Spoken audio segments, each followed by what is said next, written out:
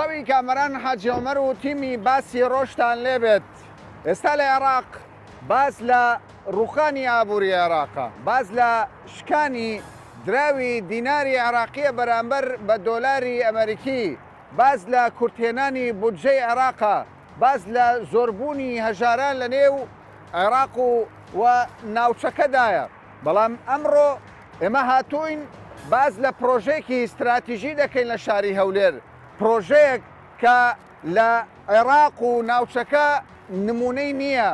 ئەوش پرۆژەی 150 مەتری هەولێرە کە ڕێگای بەحرکە بە ڕێگای مەسیف دواترش بە ڕێگای کۆیە دەبەستێتەوە.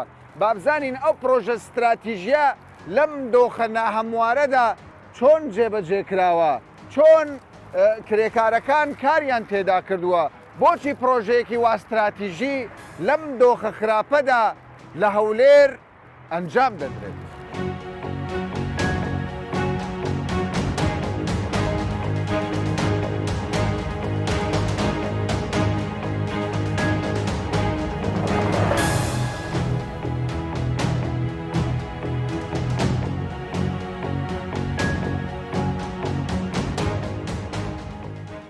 شەقامەکانی 150 مەتری زۆر فراوانن، یعنی ئەوەی کە من وڵاتانی دراوسێم بینیوە ئەنی تاوەکو ئەوەندەی من گەڕاوم لە شارەکان لە تورکیا لە ئێران شەقامی وا فراوانم بەم شێوەیە نەبینیوە. هەر شەقامێک ینی پانتایی ئەمەوەی ئێستا دەبینی 6 ئۆتۆمبیل دەبێت بابزانم بە شەقا و چەند ئەوە 1 ئەوە 2 ئەوە 3 ئەوە 4 ئەوە 5 ئەوە 6 ئەوە 7 ئەوە 8 ئەوە 9 ئەوە 10 11 12 13 14 15 16 و نیو دەبێت تقریبان. ینی پانتاییەکی یەکجار زۆرە، پێم وایە 6 ئۆتۆمبیل دەتوانێت لە یەک کاتدا لە تەنیشت یەک ڕێ بکە. هاتوچۆیەکی باشی دەبێت، دیزاینەکەشی بە شێوەیەکی ستاندارد کراوەکو پێشتر قسەم لەسەری کرد 14 بەرزەپرت هەیە لەگەڵ 8 ژێرپرت بۆ ئەوەی جەنجاڵی لەسەر ئەم شەقامە دروست نەبێت. دیزاینەکە بەم شێوەیە دانراوە، بەڵام قسە لەسەر ئەوەیە چی ئەم دیزاینەی داناوە، ئەم دیزاینە بە چ شێوەیەکە، ینی بەپێی ماستەر پلان بووە، کۆمپانیا هەستاوە بەدانانی کاک ئەمیر کە سەرپەرشتیاری ئەو پرۆژەیە. کاک ئەمیر تۆ بەڕێوەبەری ڕێگاوبانی پرۆژەکانی ڕێگاوبان، ئەم دیزاینە چۆن دانرا، چۆن پێتان وایە ئەم دیزاینە خزمەت بە هەولێر و بە شارەکەدا؟ بەڵێ پێشەچی بەخێر بێن. دیزاینی ئەو پرۆژەیە مەساری پرۆژەکە بەجێرێ ماستەر پلانی شاری هەولێر لە 2005ەوە پلانی بۆ داڕژاوە، واتە پانتایی 150 مەتر لە ڕێگاکە ئەوە تەخسیس کرا لە بۆ ئەو جادەیە. بەڵام دیزاینی پرۆژەکە لەلایەن ئێمەوە دووبارە دیزاین کراوەتەوە بۆ ئەوی بە باشترین شێوە خزمەتی ئەو شارە نیشتە جیانەی کە دەکەونە سەر ئەو شەقامەوە، خزمەتی هاتوچۆی وەکو ڕێگایەکی خێرا و بەستانەوەی بە دەواازەکانی شار. باشە بۆ 150 مەتر، ینی لەگەر 120 مەتری جیاوازی چییە؟ پانی شەقامەکە واتە بە ڕێگا خزمەت گوزاری و ڕێگا سەرچیەکان و دوورگەی ناوەند و گشت پانی ڕێگاکە 150 مەتر فراوانە. 150 مەتر فرا. ئێستا ئەم شەقامە چەند مەتر دەبێت؟ لێکم داوە 16 پێ و ببوورە ئەو شەقامە تەڵەن دوو شەقامی سەرەکی لەخۆ دەگرێت بۆ هەر ئاراستەیەک 19 مەتر و نیو پانیەکەیتی 19 مەتر و 5 ڕێڕەوە بۆ هەر ئاراستەیەک، 4یان بۆ هاتوچۆیەکیان بۆ ڕێڕێوی فریاگوزاری پێ دەڵێن ئیمەرجەنسی لێن، دوورگەی ناوەند 20 مەترە و شەقامە خزمەت گوزاریەکان 24 مەترە بۆ هەر لایەک لە لای ڕاست و لە لای چاپ. ئێوە دەڵێن کاکە ئەم شەقامە لە عێراق نمونەی نییە، کوالیتەکەی یەکجار بەرزە، چوزانم کۆمەڵک مواسەفاتی باز دەکەن تاوەکو ئێستا باز نەکراوە. بەڵام پێم بڵێ من دەزانم لەسەر داواکاری سەرۆکی حکوومەت پەلەتان لێ کردووە لە جێبەجێکرد، بەڵێ تەسیری لە کوالیت نەکرد. بەدڵنیایی نەخێر طبعاً ئێمە ناڵێن ئەوە شەقامی وانیە، بەڵام بەڕاستی لەسەر ئاستی هەرێمی کوردستان و عێراقیش تاکە شەقامە بەو فراوانیەی و بەو دیزاینە و بەو کوالیتیەش. ئێمە باسی ڕێگایەکی خێرا دەکەین تێوەکەی بەگشتی 70 کیلۆمەترە بە چوار دەورەی شاری هەولێر ئەو بەشێکە ئێستا تاو دەکرێت بۆ خۆی ینی 150 مترین بە تەواوی 70 کیلۆمەتر ئەوەی ئێستا تەواو بووە ئەوەی ئێستا کە تەواو بۆ لە با بڵێن کە وەکو بەڵێنماندا بوو کۆتایی ئەو ساڵ تەواو بکرێ هەروەش ئێستا لە دوا قۆناغەکانی کارکردنین تەنها 10 کیلۆمەتر کامەران لەو ڕێگایە بەقەد 65 کیلۆمەتر ڕێگایە کە بەپانی 15 متر تەنها 10 کیلۆمەتر لەو ڕێگایی کە ئێستا دروست کراوە.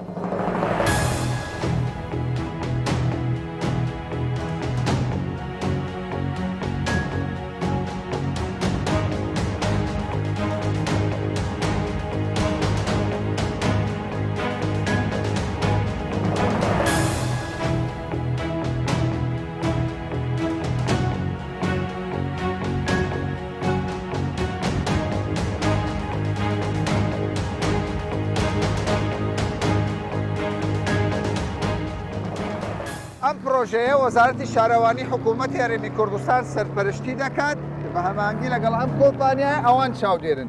ئەگەر کوالیتەکەی خراپ بێت وەزارەتی شارەوانی خەتابار دەبێت. ئەگەر هەر شتێک بێت چونکە مشرفیان هەیە چاودێریان هەیە لە هەموو ئەو بەرهەمانەی کە لێرە بەکاردەهێنرێت دەبێت وەزارەتی شارەوانی ئۆکەی لەسەر بدات. کاکەیفی نوێنەری وەزارەتی شارەوانیە کاکەیفی باسی کوالیتەکە بکەین. کۆمپانیا دەرێت کوالیتەکەمان زۆر بەرزە زۆر باشە تەمەنی ئەم شەقامە تا 20 ساڵ دەبێت ینی شەقامێکی باشە. ئێوە ئۆکەیتان داوەتەم شەقام؟ بەڵێ لە کاتی جێبەجێکردنی هەر بڕێک لە بڕەکانی پرۆژی شەقامی 150 متری دیارە بە هەماهەنگی لەگەڵ بەڕێوەبەراتی تاقیبنی ئاساسی هەولێر گشت بڕەکەکان پشکنینی بۆ ئەنجام دەدرێت ئینجا ئۆکەی لەسەر دەدرێت تاوەکو دڵنیا بینەوە لەسەر ئەو تەمەنێکە بۆ دیزاینەکە ئۆکەیتان داوە؟ بەڵێ بەڵێ ئۆکەی دراوە زۆر باشە.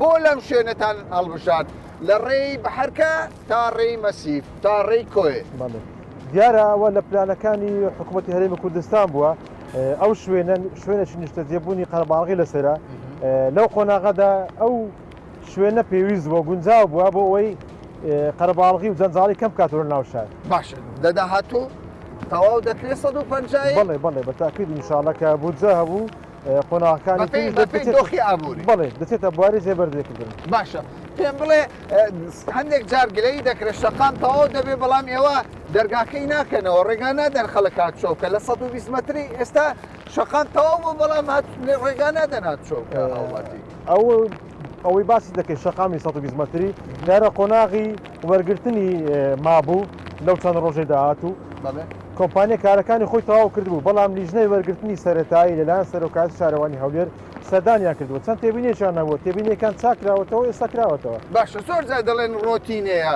کورە کۆمپانیەکان پەلە دەکەن ئەوە فەرموو لەسەر داواکاری سەرۆکی حکوومەت ئێرە زوو تەواو بوو دەڵێن وەزارەت خاوە سستە ڕۆتینات دروست دەکات هەتا تەوقیعەک دەکرێت چوزانم چی بەسەر دێت. بۆ خۆی ئەوە دەگەڕێتەوە بۆ بەرپرسیارەتی هەر فەرمانبەرێکی حکوومەت کە واژوێک لەسەر شتێک دەکات دەبێت دڵنیا بێت لەسەرەوەی کە بە کوالیتێکی باش ئەنجام درراوە تووشی کێشەی یاسایی ناوێت کوالیتە بەڵێ هیچی تر نییە هیچی تر نییە. باشە سەبارەت بەکردنەوەی ئەم شەقامەکەی دەکرێتەوە ئینشاءڵڵا لە سەری ساڵ دەکرێتەوە سەری ساڵ شەقامی 150 متری ئینشاءڵڵا دەکرێتەوە ئینشاءڵڵا ئەگەر ناکەمێک تاخیرتر هەر ئەوەندە دەکرێتە خزمەتی هاوڵاتی ئینشاءڵڵا بۆ ڕۆژ هاوڵەکان دەکرێتەوە بەرگەی باران دەگرێت ئێستا باران لە ئێمە دەدا ئەم شەقامە بەرگەی باران بەرگەی گەرمی زێرابەکەی باشە بەڵێ بەڵێ دیزاینێکی تێر و تەسەری بۆ کرا ئاوەڕەکەی لایەن بەڕێوەبەراتی ئاوەڕێی هەولێر سەرپەرشتی کراوە لەگەڵ ئێمە بە هەماهەنگی ئینشاءڵڵا کێشەی نابێت.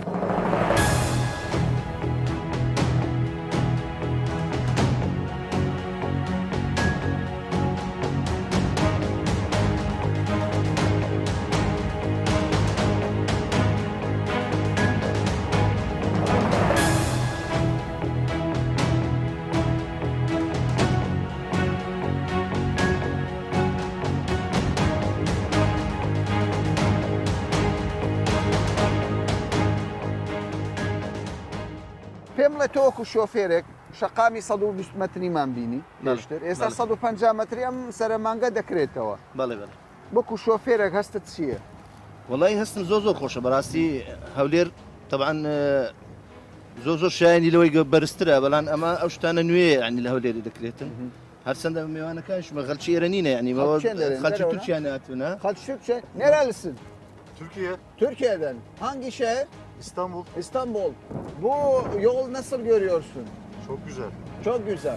Ama halkı İstanbul'a Türkiye ve hatwa میوانی ئەم بەڕێزەیە دەڵێ شەقامەکەیەک جار زۆر بەڕاستی هاتی نشتیوانە دیتوێدە زۆر پێیان خۆشەوانش پێیان خۆش منش پێمان خۆشە خەڵکی تورکیان دەڵێ شەقامێکی جوانە ئەمە هاتمە پێشانیان دەمان هاتینەوە پرۆژانە تەماشا بکەین تۆ هاتی وەکو ئیشەکانمان بەڵێ یەکێک لە ئیشەکانمان چکۆمە نوێنەری کۆمپانیای هەولێر بەڵێ ئەلجا هاتوینە شوێنەکان تەماشا دەکەین و ئەو تۆ پرۆژانێکی هاتی کراوە شەقامەکەشی تەوان پێنیشان پێشانیان دەدەینەوە ئەمە شانازی بۆ شتانە دەکەین هەولێر شانازی بۆ شتانە دەکەین چۆنە شەقامەکە زۆر باش خەڵک سلێمانی خەڵک سێمانی ئەم شەقامەت پێت جوان بوو وڵا پێم جوان ئەگە ئەی تەوا بێ 120ەکە ئەوە سەری مانگی فتاحی دەکەن دەکەنەوە بە یەکجارێ سەری مانگ سەری مانگە ئەم زۆر یەکی باشە. 2021 شەقامەکە دەکرێتەوە گە چەند ڕۆژێکیش تاخیرێ بەڵام تەواو بووە ئەم شەقامانە بە گرنگ دەزانی بۆ کوردستان وڵا زۆر زۆریش پێت یعنی باشە بە هیوام وایە سلێمانیش وای لێ بێت بە هیوام هەموو کوردستان وای لێ بێت گرینگە ئیشەڵڵا تۆ لە دەرەوە دادەنیش من لە دەرەوە ئەم دادەنیش شەقامە جیاوازی چێ لەگەڵەوەی دەرەوە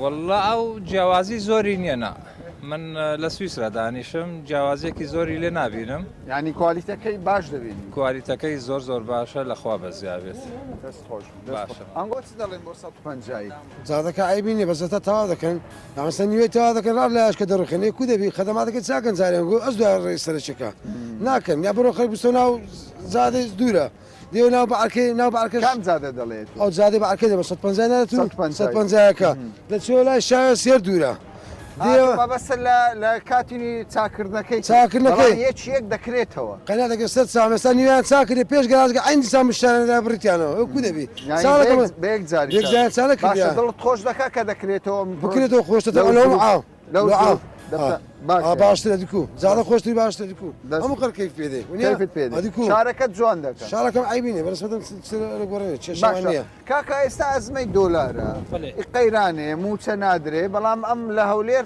جادە دەکرێتەوە یەک پرۆژەی شەقامی 150 مەتری دەکرێتەوە پێت وایە ئەمە دەستکەوتەکی گەورەبی بۆ ئەو شارە شتەکی باشبی ئەگەر قەیرانیش بی ئەگەر موچەش نەبیت ئەو جادانە باشە عیبی نییە یعنی دەستخۆشی لە حکوومەتی دەکەین لە کۆمپانیاکان دەکەین شتەشی زۆر کار ئاسانی کردی یعنی لۆری لە چاردەورەی هەولێر دەسوڕێتونات داخی ناو شاری نابیت دەستخۆشی بەرنامەکانی دەکەین کەوایە تو دڵی خۆش کردی ئەم شەقامە بەڵێ دڵخۆشکردنی 120 150 زۆر باشە زۆر هەولێر بەڵێ ڕخنە نییە لەسەری ڕخنم نییە.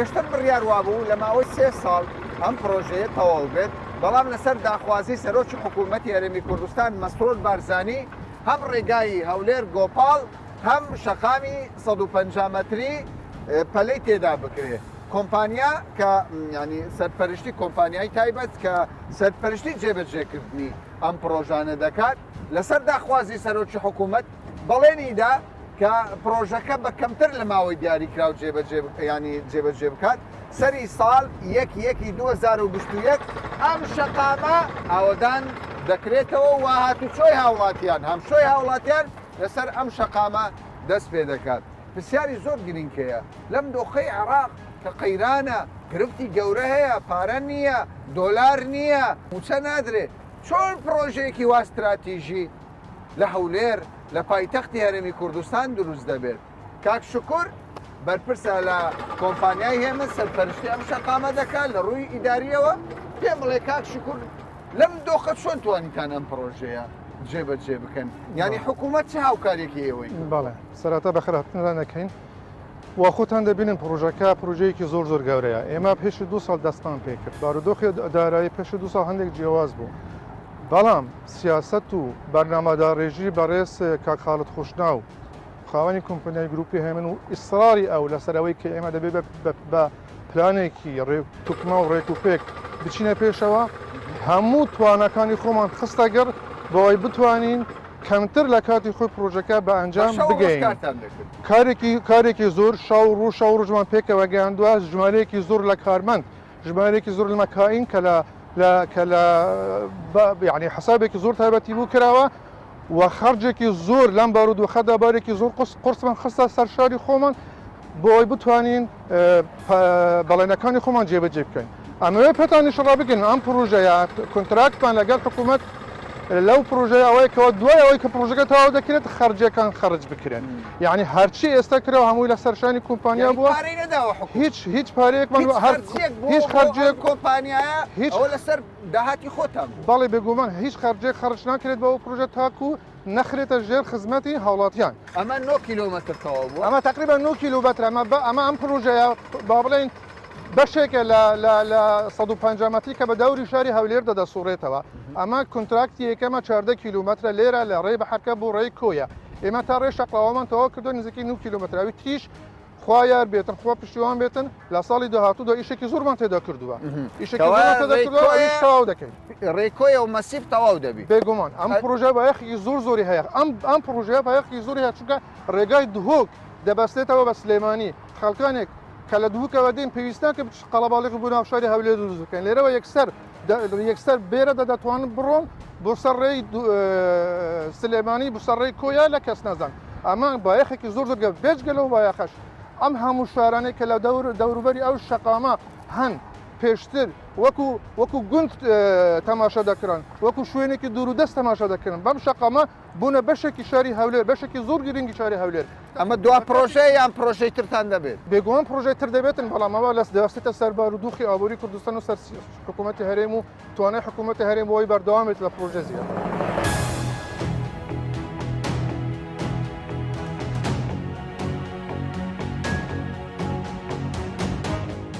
لە شەقامی 150 متری هەولێر کە ئەوەی تەواو بووە چواردە بەرزەپرتێ ئەمە یەکێکە لە بەرزەپردەکان لە شەقامی 120 متری هەندێک جار هاوڵاتی گلەیی دەکردێگۆ کاکە لە گەڕەکەکان کە دەینەوە سەر شەقامی ازدحام دروست دەبێت.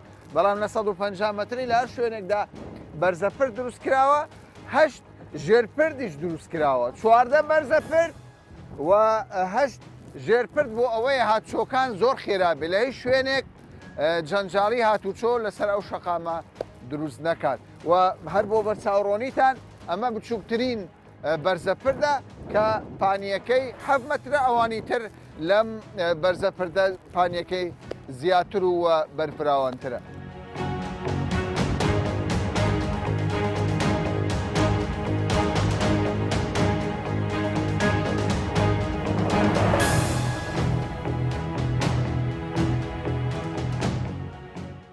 لەم پرۆژەیە داوێڕای ئەوەی کە دەرفەتی کاری بۆ هەزاران خێزان لە شاری هەولێر دروست کردووە لەگەڵ ئەوەشدا هەندێک کەسی بیانیش ینی سەرپەرشتی ئەو پرۆژیان کردووە یان چاودێری پرۆژەکەیان کردووە. کاک تەحسین کوردی باکوورە لە تورکیاوە هاتووە تایبەت ئیش لەسەر قیر دەکا ئەسمونی هەوە لە وڵاتانی دەوروبەر بەڵام دیارە لێرە ئەو سەرپەرشتیاری قیرە دەوێت کوالیتی قیرەکە بزانێ باشیان خراپە. کاک تەحسین کوالیتی ئەم قیرە چۆنە؟ ئەستا ئێمە 15 ساڵ کوردیان هەرێمی کوردستان ئیش دەکەم هەموو ئیشی قیر دەکەم بەس بەڵام ئەو 5 ساڵ ئێمە هێمەغروب ئیش دەکەم.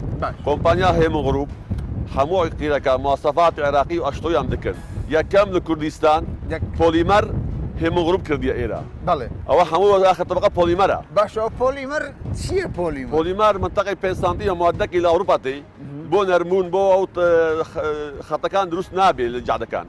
یعنی خەت دروست ناکە دروست ناکە مادەیەکە لە ئەوروپاوە ئەستوری چەندە قیرە؟ 20 سانتیمە 20 سانتیم ینی 20 سانتیم هەمووی قیرە هەموو قیرە. باشە تەمەنی ئەم قیرە چەند دەبێت؟ وڵ احتیمالە 15 ساڵ دەچێت ئینشاءالله 15 ساڵ ئەگەر مواصفاتی قاپانی چیک نەبێ مواصفاتی 15 دەچێت. لەگەڵ باران لەگەڵ شت کاریگەری نابێت هیچ مشکلە نابێ ئینشاءالله هیچ مشکلە نابێت کەوایە تۆ لەسەر قیرەکە ئەوە 5 ساڵ کۆمپانیا هێمەغروب زۆر دەوڵەت ئەمە ئیش کرد لە قەتەر لە ئەفغانستان لێرە ئەو 15 ساڵ لە هەرێمی کوردستان تۆ لە قەتەر ئیش کردووە لە ئەفغانستان بەس بەڵام مەکە هێمەغروب کۆمپانیا برێز پاک ئیشی مەزبوط و دیزایانی مەزبوط و نیزام ئیش نەکردم هیچ هەتا ئێستا.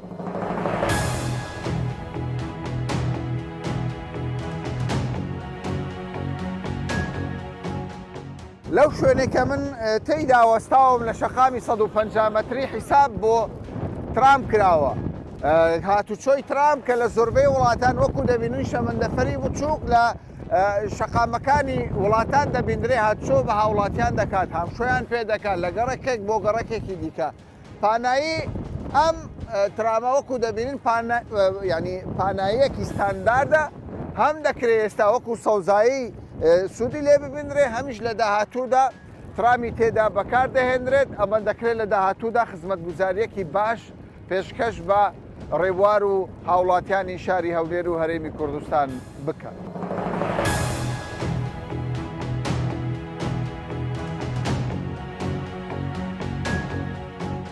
کاک فازڵ ئێوە وەکو پۆلیسی هاتوچۆی هەولێر خوێندنەوەتان یان تێبینیتان لەسەر پرۆژەی 150 مەتری چۆنە؟ پێتان وایە جەنجاڵی کەم بکاتەوەمە پرۆژەیەکی استراتیژی گرنگ بێت لە خزمەتی هاتوچۆی هاوڵاتیان بێت؟ بزانە خۆی لە ڕووی هاتوچۆوە تۆ هەر مەترێکی مڕەبع شەقام کە دروست دەکەی مەتر مڕەبعێک کاریگەری دەبێتن لە سەرکەمکردنەوەی جەنجاڵی و لە سەرکەمکردنەوەی ڕووداوەکانی هاتوچۆ چجا تۆ شەقامێکی بازنەی خێرا دروست بکەی طبعا شەقامی بازنەی خێرا یعنی دەبێت خەڵکی ئێمەوە بزانیتن تەجروبەیەکی تازەیە لە وڵاتە پێشکەوتەکان پێڕاو دەکرێتن یعنی زۆر وڵاتی ئەوروپیش لەوانەیە شەقامی بازنەی خێرایان نەبێتن کە ئێمە هەمانە ئێمە 120 مەتریمان هەیە کە 37 کیلۆمەترە و ئەوەشان کە دێتە سەری ئەوەشان 72 کیلۆمەترە کە بە دەوروبەری هەولێردا دەسوڕێتەوە بە قەزا و ناحیەکانیەوە لەو حاڵەتە کە تۆ ئەو پرۆژێتەوە بوو شاری هەولێر دەبێتە گوندێک چونکە تۆ دەتوانانی لەو سەری ئەو سەری شار بسۆڕێەوە بە قەزا و ناحیەکانیشەوە بە ماوەی 35 لە ڕووی هاتوچۆ دەبێتە گوندێک بەڵێ لە ڕووی هاتوچۆوە یعنی چۆن ئێستا 120 مەتری تۆ بە خلالی بەو خێرایە کە دیاری کراوە لە ماوەی 22 خولەک دەتوانی لە دەورەی هەولێر بە کاملی یەک فەڕە لێ بدەیت. باشە پێم بڵێ سەبارەت بە ڕێنمایەکانی هاتوچۆ لە 120یان دەگەڕێ گلەیی هەبوو دەرچەی نەبوو لە 150 چۆنە لە 150 ئەوە زۆر جوان ڕەچاو کراوە تەنانەت ئەو شوێنانەی کە ئێستا ئەو بەشێک کە کراوە باسی دەکەین هەندێک شوێنەیە کە هێشتانەکە شوێنی چۆڵەوانیشە بەڵام وا دیارە دەست نیشان کراوە کە لە داهاتوودا ببێتە شوێنی سەکەنیان شوێنی فەرماگەی حکومی دەرچەی بۆ کراوە ئەوە زۆر گرنگە چۆ طبعا چونکە ئەو خەڵکێکە لە دەوروبەری ئەو شەقامن لەو دی و لەو دیوی کامووی کۆمەلگانی شتە جێبوون و فەرماگەی حکومیە پێویستە ئەو شەقامە بەکاربێن یعنی کە دەشانەوە شەقام بەکاربێن ئەو وەکو شەقامی ئاسایی نییە لە هەموو شوێنێک تۆ بتوانین داخلیبی دەبێت دەرچەی بۆ دروست بکرێت ئەوە لە 120 مەتری بەڕاستی تاڕادەیە کەم بوو بەڵام ئەوە ئێستا ڕەچاو کراوە لە 150 هیچ کێشە لە حاڵەتە دروست نابێت بۆ خێرایی داتان ناوە خێرایی چەند بێت هەمان خێرایی 120 مەتریە عینەن 110 بە دوو لاینەکەی 100 و لاینی لای ڕاستەش 80 ئێمە شەقام دروست دەکەین لە بۆ سەلامەتی خەڵک نەک لەوە بە کوشتان ئەوە 150 بەرینی شەقامەکەی بە هەموو ملحقاتێکەوە بە ناوچەی سەوزاییشەوە کە خەڵک ناناوە نزبەی لێ خوڕینەکەنی خەڵک واتێ نەکاتن کە دەڵێ شەقامی 150 ئەگە بۆ حسابە بێ دەبی شەقامی 100 مەتری خێرایی لێ خوڕین تایدا 100 بێ لە کاتێکدا 80مان دیاری کردووە ڕاستە 60 چونکە بەرینی شەقامەکە 60 بووە خێرایی ناو سنتەری شاری هەمیشە بە 60 دیاری دەکرێتن بەڵام 120 مەتری 110 دیاری کراوە 150 مەتریش بە هەمان شێوە 110 دیاری کراوە خێرایی کۆنتڕۆلکردنی خێرا لێخوڕین تاسە دادەنێن یان کامێرە تاسە داناندرێتن سیستەمێکی کامیرەی پێشکەوت و ڤیددیۆی و فۆتۆی دادەنرێتن ئێستا حتا لە پلاندا طبعا ئەوەی 120 مەتری هێشتانەکەمە بەس کامیرەی چاودێری خێراویمان داناوە لە داهاتوویەکی نزیکدا کامیرەی ڤیددیۆیش یعنی بە ژوورێکی کۆنتترۆلەوە دەبەستێتەوە هەردووک شەقام 150 مەتری و 120 مەتری بە ژوورێکی کۆنتترۆلەوە دەبەستێتەوە بە کامێری ڤیددیۆ چاودێری دەکرێتن چونکەوە لەو حاڵەتەی یعنی ئێستا لە بۆ نمونە لەو ماوەی چەمڕووداوێکی هاتوچۆ ڕوویدا دەتوانرا ئەگە بێت و کامیرەی ڤیددیۆیی هەبە بەر لە ڕوودانی ڕووداوەکان پێشگیری لێ بکرێت لێ نەکەڕین ڕوو بداتن بۆیە بە پێویست زانراوەکە ئەو سیستەمە هەبێت.